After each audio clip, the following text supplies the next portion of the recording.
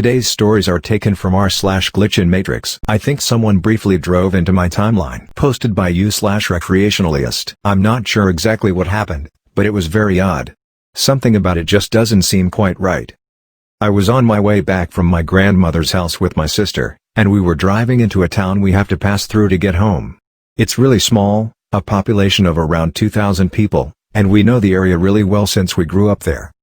We were going down this residential road, with some woods on the right side and a few houses every so often on the left. The road is only around 25 miles per hour since it's right before you turn right onto the main street to go through town, but it's usually pretty empty since many of the businesses around there are dead nowadays. So we're driving, road clear, when all of a sudden this black, rusted car speeds backwards out of the woods. That is really weird, because there's not enough space in the trees for a car to fit through at all, and there's definitely no road there. I start braking, although I'm a little ways away at that point. This car is pretty old. I don't know much about vehicles, but the style of it looked late 70s or early 80s. I didn't pay attention to what kind either, unfortunately. But it looked like a piece of junk. It didn't even have a back window, just dirty old black duct tape crisscrossed over where the glass would have been instead. There was various blotchy rust spots all over the thing, and the car wasn't shiny at all, almost like the black paint was all peeled off. The car, after backing out super fast, then positions itself forward and starts slowly driving towards town. 5 miles per hour at the most. Here comes another car, driving the opposite direction in the other lane, so now I'm frustrated I can't pass this junk car that came out of nowhere. Only one red tail light works, and it's blinking, so I could only assume they probably have their hazards on. Even though I can pass, the driver sticks her hand out the window and starts signaling me like she's telling me to pass. It makes me angry, because once again, I can't pass. Once the car that was coming the other way is gone, I start slowly passing this junky car. As I do so, my sister goes, "Whoa." I look over too, and I get to see the girl who was sticking her arm out the window. She looks absolutely frightened. I mean, her eyes are open so wide I can see how blue they were, and she's talking while she's still got her hand out the window. She looked to be in her early 20s. Her hair was a dirty blonde, about mid-chest length, and she had a white daisy flower crown on. Not the bulky ones that sit atop your head that were all the rage a couple years ago, but it looked like a thin leather headband that she wore across her forehead. On the tip of her nose she had lightly tinted glasses, round rims. There was a man in the passenger side, but I was too focused on the terrified girl to really notice him.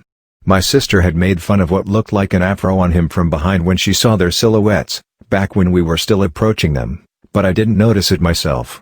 I just have to take her word for it on that detail. As I'm passing them, very slowly, because they had been going slow in front of me, and I wasn't about to gas it on a 25 miles per hour street, I notice their windshield has cracks all over it. I start thinking that maybe this girl drove her car into the tree somehow, and might need help. At this point, I'm thinking maybe what I originally thought was her signaling me to pass her was actually her asking me to pull over to help. So as soon as I get around them, I start pulling into the old parking lot of an abandoned auto shop to get out and see if I can help. But, by the time I'm stopped and turn around to look back at them, they're gone. Keep in mind that this road only curves slightly, and the woods is on the other side of the curve, so nothing is obscuring my view of the road at all. Somehow, in the short time it took me to pull over, they managed to do a complete U-turn and speed down the road out of sight. Also, before this, they were going around 5 miles per hour with their hazards on.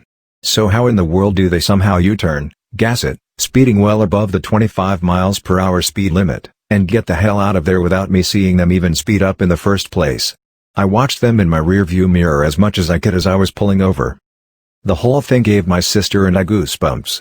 We've never seen anybody around town drive that car, nor have we ever seen anybody dressed that way as long as we lived there. That girl looked straight out of the 70s, and my sister saw it too.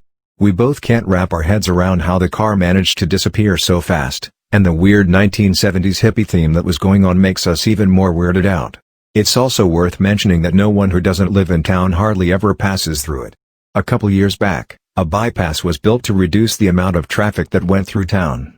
Something about the constant cars, maybe their pollution, or maybe the big trucks rumbling around? I can't really remember. I'd have to ask my dad, being a danger to the old buildings, since the town was constructed in the mid-1800s. This gave a route for outsiders to go around the town, so that too much traffic wouldn't damage the old buildings.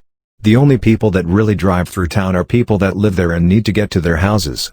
There's not much to do there either, because most of the businesses closed down after the bypass reduced the amount of people coming around. There's only 2 or 3 actual functioning businesses, and they're all puny restaurants that I've worked at or eat at frequently, so I know all of the regulars, and how little outsiders come to eat at them. If my sister and I don't know everyone, we at least know most of everyone's cars that sit out in their driveways that we drive by often. I can say with 100% certainty that neither my sister or I have ever seen that junk car before. DL, Doctor, my sister and I saw a strange car pop out of the woods, and then vanish, despite knowing most everyone who comes in and out of our dying town. What do you guys think? I cried my eyes out on my grandpa's birthday party while being in a different place. Posted by u/nostalgic with 5 years ago, when I was about 15 or 16, my grandma organized a birthday party. It was just for close friends and family, 10 to 15 guests including us. I was basically raised by my grandparents, so I obviously lived with them. After it got late, me and my 3 other cousins went to another part of the house, leaving the adults in the living room. Me and my cousins talked, ate snacks and watched a movie together. It got really late, so their parents allowed them to stay overnight. Me and my cousin Vanessa were supposed to sleep in one room and the other 2 in the other, because the other 2 were guys, and for my old-fashioned grandma it was too weird. Also, we preferred it this way as me and my cousin could talk about boys, etc. The adults left at around 2 a.m. The next morning my grandma asked me what happened and why was I crying last night. I was super confused and asked her what does she mean by that.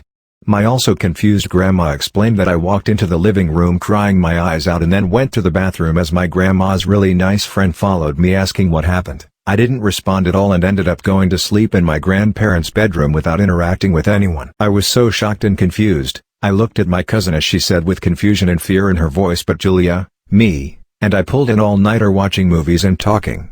Till this day we have no clue what happened. I can't remember crying, but I can remember watching movies all night with my cousin. I wished for a urinal, and ended up in an alternate reality. Posted by u/boboxy1. It was 2019, and I was working a summer job at a local gardening store.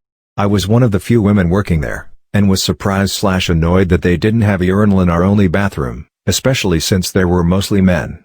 I specifically remember there being pee on the seat, having to close the seat etc., and was not happy about it. I also remember specifically wishing that they would get a urinal. So, after a few weeks of working there, I went to the restroom, and, lo and behold, there was a urinal. But it wasn't new. It was filthy, and the pipes attached to the wall were even rusty. I know there was no urinal before. I know this is such a small thing, but it really fucked me over, and I still think about it to this day, and I think I switched to an alternate reality or dimension or something lol. Edit. For those asking why I got fired, a family member died and I called in on short notice, and couldn't come in for about a week, right after I got back from a vacation, so they were not happy I couldn't come in, even though they had sufficient staff. They were really shitty about the whole thing, fired me over text, etc. etc. They were not very understanding, and wouldn't let me grieve for said family member. Her new boyfriend claims he met her husband, who has been dead a few years. Posted by u/fakepunk. I go to a small town in the mountains every year. We always rent the same house, and about 10 years ago this Polish couple moved in permanently in the apartment next to the one we always get. It was a Polish lady and her husband, both in their 50s I'd say. A couple years ago her husband died from a brain tumor, and now she's in a relationship with another guy. One day, he, the new boyfriend, goes out for a walk, and has a quick chat with a man he's never met before. Later he goes over to her place for the first time, and passing by a picture of her and her husband he asks her who the man in the picture is. She says it's her husband who died a couple years earlier, but he doesn't believe her because he claims he talked to that same man about an hour ago. Her husband wasn't that common looking, so I don't think he mistook him for someone else, but he is 100% sure that was the man he saw and talked to, and he wasn't kidding. This back and forth goes on for a bit, and she was in tears telling us about it. This was last year I think. We saw her again recently and she told us her boyfriend had been diagnosed with the same exact kind of brain tumor her husband had. I decided to post it here because I can't explain the dead husband sighting. Regardless of the brain tumor, he had never seen any pictures of him and they are from 2 different countries, so it's unlikely they met before. The brain tumor might be a coincidence, but the chances are incredibly low.